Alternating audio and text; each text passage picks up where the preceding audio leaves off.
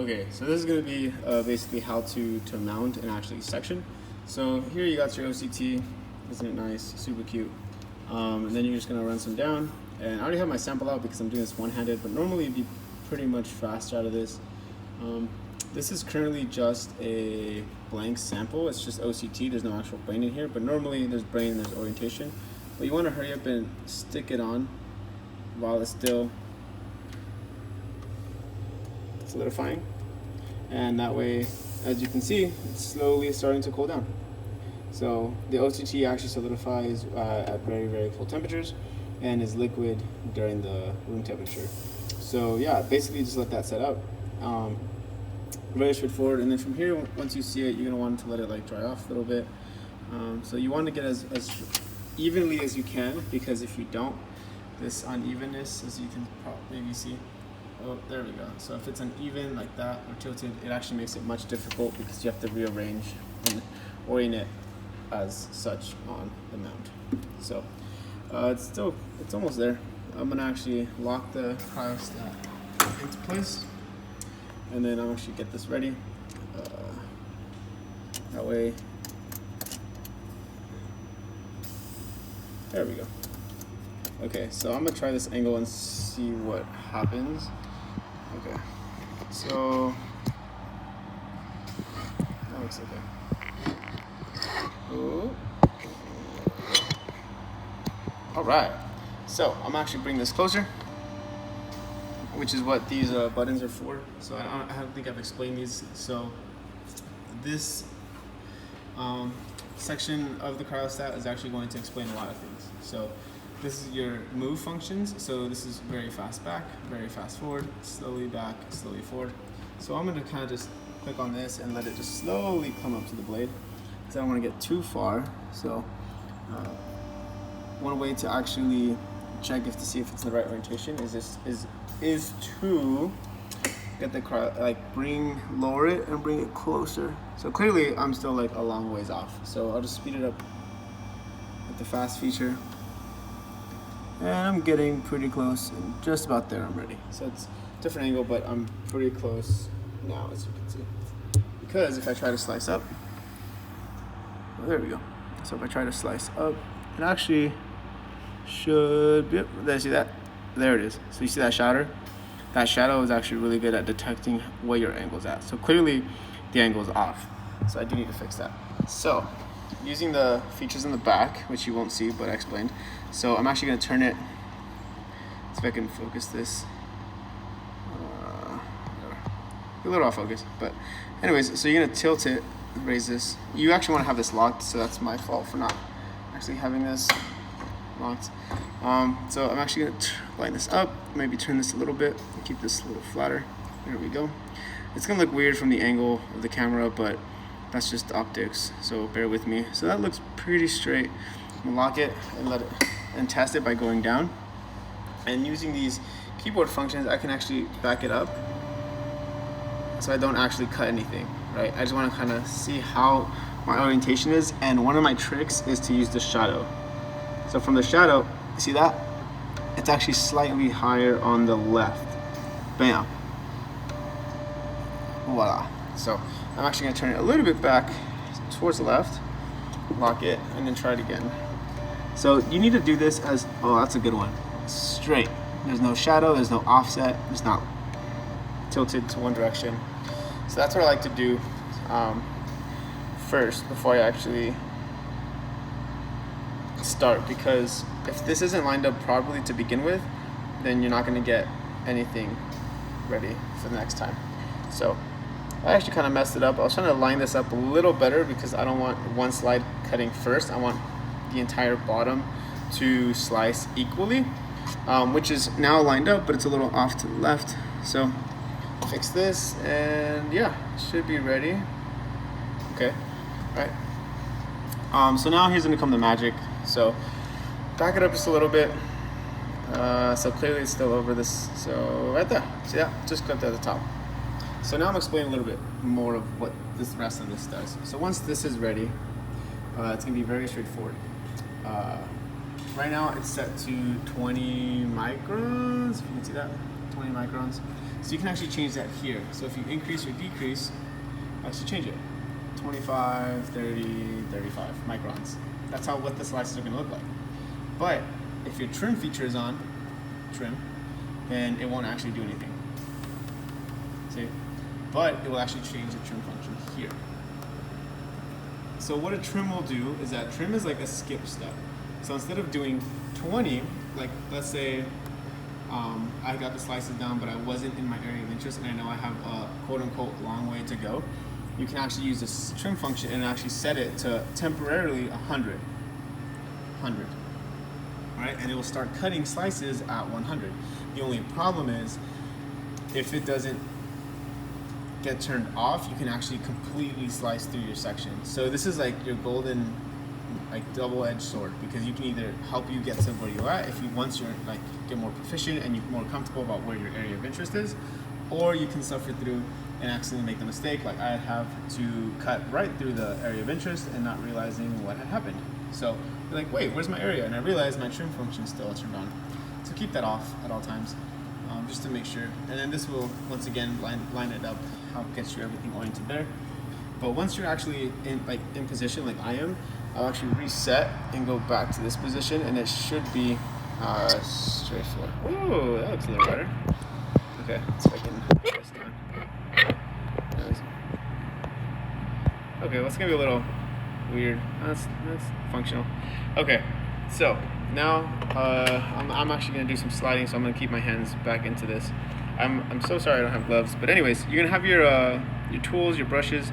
Make sure these get thrown in while you're setting everything up, so they like get to temperature. I have my pedal set to 3, and I should be ready to go. But what I do first is that I actually like to put the glass roller, see, pull it back, and actually like to slice it slowly through. So I want to make sure everything's locked up again, because it's, double check. This is locked.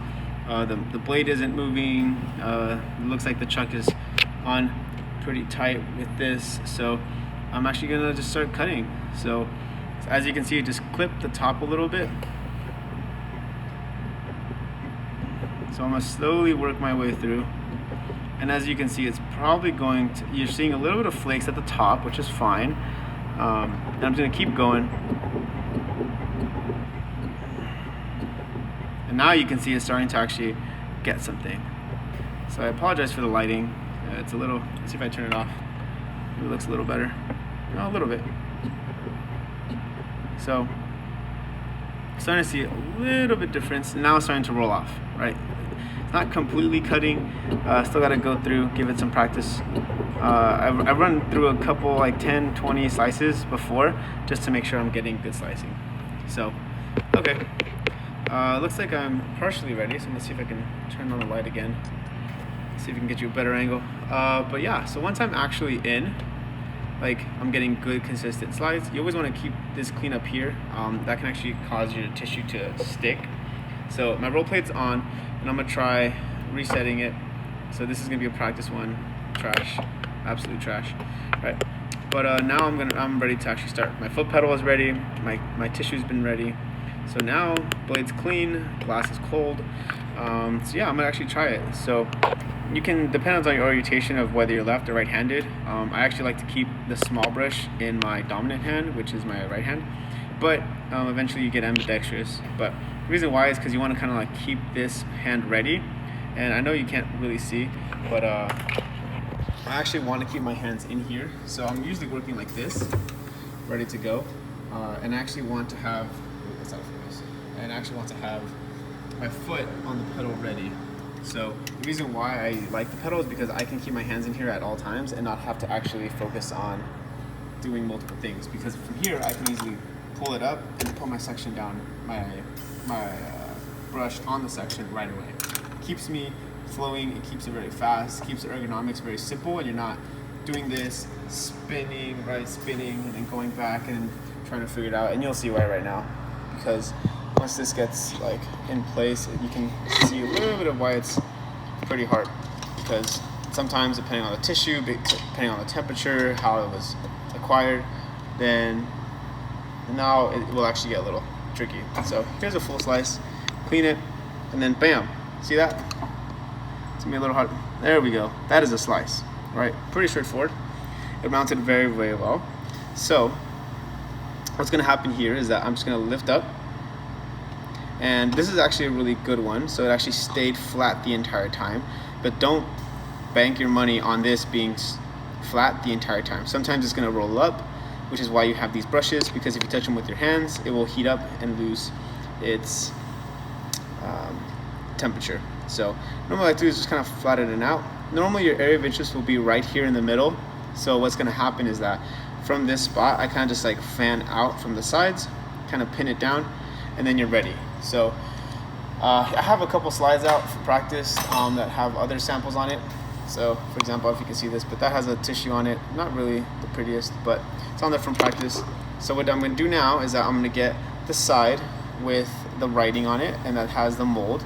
So there's like a frosty side, and then like a not so, like a clear side. So this is like the not good side because there's no actual adherence to this. So make sure you keep it consistent. So make sure you're right before what this brain is, what this sample is, what setup is. So there's different things you can write on there, your name, date, whatever. So once you get here, you're ready. So you want to keep this as flat as possible, which is why I said you need to keep this flat because it's going to take some time to actually get your slide ready, and then throw it on.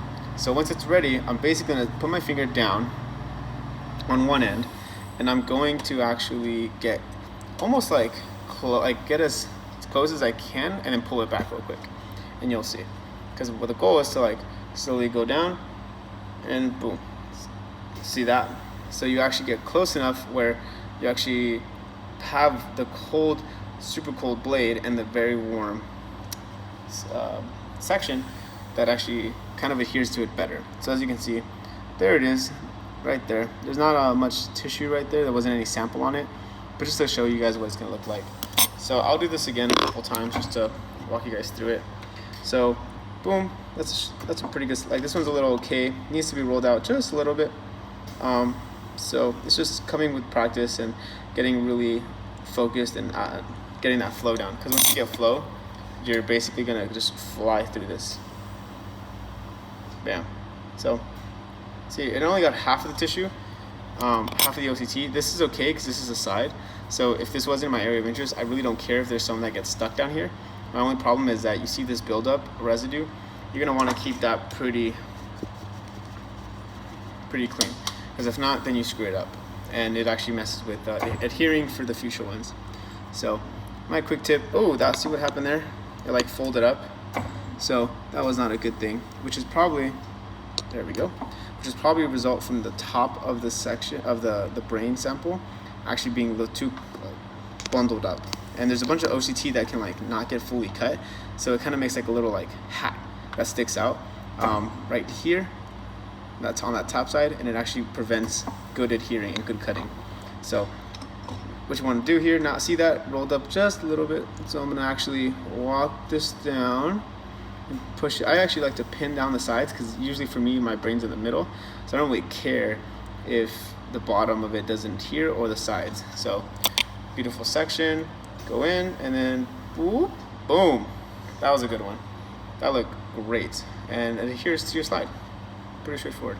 There's no samples on it, so it's a little hard to see, but either way, that's basically the idea, right? You're gonna go through, clear the top, tap it down, right, and then roll it. So now that we kind of get the idea of what it looks like to actually cut, there's gonna be some factors. Oops, there we go. See, that's a big flaw. If you push too hard or get it stuck on your brush, then you kind of get screwed over. But essentially, you can do this at any angle. So if it gets a little tilted, you can do this and this and this, or whatever you take to actually get that right amount on. And then just clean it up once you're done. So one thing to look forward is that now you can use the trim function. So let me show you what that looks like. Because here it's a thin slice, right? Thin, so, right? Thin slice, thin slice. So if you click the trim button over here, I push the trim. What's gonna happen is now it's gonna come out thicker. So see that? There's a huge difference between the thin and the thick. So this is 20 microns, this is 100. So this is 5 times greater in thickness. You can even see how the clarity is. So as you can see, here it's going to be a little clear, like a light white, right? It's going to be pretty faint. It's going to look like thin paper. That's what you want to shoot for. This is no bueno. This is thick. Like, this is a big boy, right? Like, look at this. There's a huge difference between paper-like and like thick paper-like. This is like construction paper. So here's actually very bad. So if let's say you don't have the trim function on, right, and you start getting sections like this, so if one looks like this and then one looks like that, then you're screwed, because either one, either your blade's not secure, so maybe it's skipping, as I mentioned before, so this might actually be like moving. You might even hear it move if you hear like a clink clink. Like, let me show you. If you hear that when you're cutting, you're like fucked basically. So sorry about that. But essentially what's going to happen is that you're going to be really screwed. So what's going to happen next is that because I'm still in the trim function, I don't actually care about collecting those samples, so I'm just going to cut through at that thick angle and just keep cutting, right? I want to keep it going so that I hit the area of interest, right? So for me, I don't have any tissue here because I don't want to get distracted by teaching two different things, but essentially you can actually skip through. So sometimes you put your brain right in the middle of the sample. Let's see if I can turn down the brightness. There we go. So sometimes you might actually put your brain towards the middle, right here. And here's an example. So here's a chuck, a little mold. There's a sample. So sometimes you put your tissue there, sometimes you push it to here, sometimes you push it all the way in the back. So obviously it depends on what you think is the best way for you to attack the tissue and get it at the fastest and most easiest way. So sometimes you can orient it as you see fit, but just make sure you're aware of it in the notes or mark it on the side with some labeling tape. So what's gonna happen here is that I like to give myself enough space here. I give myself like a good teeny bit right here so that I can practice. So here is the section where I don't actually put my area of interest at the very, very beginning or at the very, very back. You want it just in the middle so that you have enough wiggle room so you can try some samples, you can get some examples down. See this, how it rolls up here? Like, that's something you want to clear off. It wasn't easy to see, but see how it's hard to come off? Once that comes off, then it makes it very, very hard. So see, there's a little bit like stuff adhered here. This will make it difficult for your slicing to occur. So if you, for example, if you're still dealing with this when you're in the area of interest, you're gonna be screwed because you're gonna mess up quality, necessity, whatever required samples you should have gotten, but you'll get them messed up if you're not doing or getting good slices down here. So that makes it pretty straightforward. So in the mounting video, I probably explained that a little bit too. You want to give yourself some room. You want to orient yourself very well. You want to cover this tissue completely. Make sure it's not too high on the sides or too low, because here you can actually see it. So this is going to be the bottom of the tissue. This is going to be the top. So sometimes the shoot might be too low, and then it's going to be cutting like not consistently because it's at the bottom, or vice versa. On the top, if you have your like a small blood vessel or kidney or something very, very small, then you might gonna want to not set it all the way to the top or all the way to the middle, because then you're cutting and then sometimes you'll increase the likelihood, and all of this is kind of probability. So you don't want to have it too close, because then the probability of you skipping over with the trim function is very high, right? And you don't want to go too far, because if you're all the way back here, that means you got to cut all the way down here if you want it in this orientation. I mean, you can easily flip it around, but then it's too close. If your sample was right here, now you're like, oh, I can go from the back way because it's easier. But then if you go and you're not proficient with cutting, you're going to screw yourself up. So that's just kind of some more tips and tricks. So that's 100. So you're going to keep going, and it just helps you cut through. All right, boom, boom, boom, boom, boom. You can actually increase it to 150, which make it even thicker. So it's a huge like chunk. You can even like just see how big it cuts compared to now that it's off, right? Now it cuts back to paper thin, right? But a word of advice, you can't just go directly from trim to regular 20 micron, whatever standard you set, because it's gonna take, like, I call it about the range of 6. So I already did 1, so that's 2, 3, 4, 5, 6, and then it's ready to go again. Because when you're going from a very, very thick to a very, very thin cutting range, then it just kind of messes up the tissue. Maybe it cuts too deeply, so forth. So it's just a buffer area to make sure you go directly in. So let me show you again what it looks like under the actual roll plate, so you can get a better idea. So here is going to be, right, a thick cut 150. Boom, did 2 big ones. Now I'm going to clear this off and do a regular trim back to 20. And let me show you what it looks like. Oh, look at that, didn't even cut. That one missed. So try it again. Oh, look, it missed again. So roll plate's a little too far back. Try this again. So it actually skipped twice because there was nothing to cut, because it cut a little bit unevenly. So see how it's not as flat, it's a little skipped. It's not as thin and pretty as the nice ones. You can probably zoom in and see that just a little bit. Sorry, but yeah. So that's not bueno. So that's why you usually give it a couple, and then your slices will. So there we go. Slowly gets back to normal. That's a little short. Clean off the top, and then bam. Now it's back to normal. So if you look at the tissue a little closer, you want it to be very flat, very. Oof. So you can see. Oh, there we go. That is a beauty. Look at that. You want it to be even. You want it to be thin. You want it to be consistent. You don't want to have any scraping, any skipping, and that will come from probably temperature. So there's little things that you need to get down with this. So this isn't an easy technique. This is like a master's craft where it takes a long time to get down. Because, for example, if your sample is skipping, right, you might think, okay, this might be the blade, right? So you'll check this and you'll be like, wait a second, it's actually not. It's tight. I don't know what the problem is.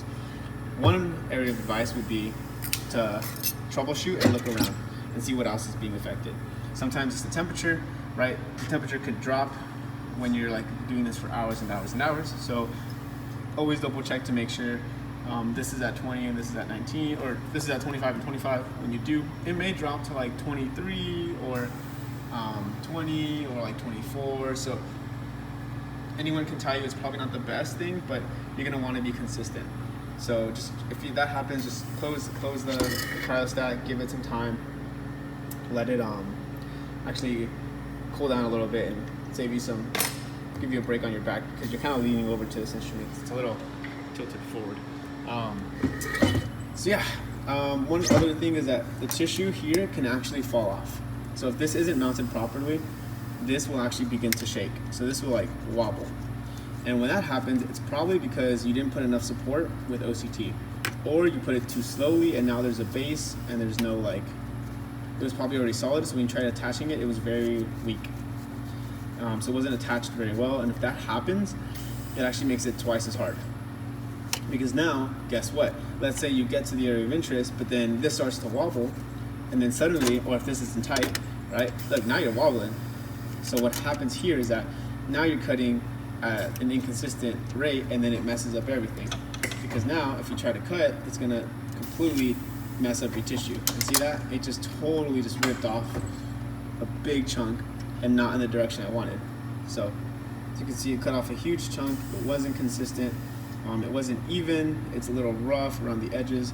So that is where it's like, okay, either you trust the tissue or you get really, really good at learning how to problem solve. So there's a various amount of things that actually can go wrong. So here you need to be able to just troubleshoot. This is a patience game. You got to be able to get really fast, but also being able to troubleshoot a multitude of things. Always check your orientation, make sure this is locked, make sure this is okay. Maybe it's like this base plate, maybe it's this base plate. Maybe it's the pedal not keeping a consistent speed, maybe you're cutting too fast, maybe you're cutting too slow. These are all various things you're just gonna have to learn on the go to actually get experience. Because I can sit here and explain everything, but it's not gonna mean anything if I'm not actually able to show you exactly every situation, because sometimes it just happens on the fly. So it really does take a lot of practice. So starting with a blank mold with just OCT will be a good start, just to get some fingers down, or just to get your movements and your ergonomics down, because once you actually get here and you introduce tissue, sometimes you might have everything perfect and then suddenly the tissue is just sheared or it's cracked or what have you, and sometimes that's not your fault. Sometimes it's the brain wasn't perfectly dehydrated, sometimes the brain wasn't perfused well, maybe the brain wasn't mounted or frozen on dry ice fast enough. So this is a long process of what can go wrong. So that's why you need to make sure your IHC is good. You gotta make sure your surgeries are good, your perfusions are great, your freezings is great. That way you can your saturations and different solutions are great, because otherwise it all comes down to this. And if this isn't good, you get no IHC, which means you get no images or whatever you want to do on the peons or the confocal, and then suddenly you're like screwed over. So yeah, that's kind of everything you need to know for now. Finding the area of interest will all depend on what you think you need. So for some people doing brain, it's like, okay, what parts? The brainstem, hippocampus, cortex, so forth. For other parts of the brain, you might want to look for different atlases and see what you can actually see, because what you can do is actually get these samples and take these over to the microscope. That's like right there. Oh, here it is. So you can actually go over there and actually put this under and see the sections and understand whether you are or are not in the right area of interest. So little things like that to keep an eye on. So, ooh, that looks nice. So just being able to have that practice down. This is a very easy in theory, but this is not a theoretical aspect. This is a technique that takes a lot of practice. So eventually, don't stress it. It'll take a couple hours at first. It took me a couple weeks to get it down, but now I'm able to do brains in 30-40 minutes, entire whole sections, 18 slides, however you think you need. But those are just some factors that depend per sample size, per area of interest, per how many sections. So everyone's going to be different, so don't worry about speed. It's all worry about slicing. So don't try to sit here and get out of here in 2 hours. It's not going to happen. You're going to have to slow down and actually process through how to get this down, making sure I'm getting good slices, very consistent, and so forth. So yeah, that's essentially it for this. Cleanup is going to be very easy. I'm actually just going to take this out, let it defrost for a little bit, take off that chunk. There we go. I usually just let it sit here for like a minute so that it kind of gets liquefied and warms up a little bit, and I can just rip it off with a blade. So basically you want to actually get some Kim wipes and come down, clean everything up, clean up some of the sections. There's a big piece right here, but that's pretty straightforward. Make sure this is clean for the next person. Don't be a jerk and not leave it clean, because this was clean when we left it. So this is the department, so a lot of people use it. So you want to be able to just take care of it and make sure everything's good. This back piece right here is like a little catcher. This is what you can actually dump out. So wherever there's a trash can, so you can just flake out and just clean it off. So I'll do that in a little bit, but that's pretty straightforward. Once you go around, there's gonna be some residue right here in the back, as you can see. So just kind of clean it up. Be a little mindful. Be considerate. Science is a team effort. A lot of people use this cryostat, and if this goes down, a lot of our research gets put on hold. So please don't screw it up. So yeah, one other thing that we just found out in the past couple trial and errors is that if you are trying to fix your temperature, right? Let's say you're like, oh, it's at 25, I need to turn it up, right? You change it, right? And then you get left to this screen. If you, from this screen, start to turn it off, you're gonna turn off the compressor.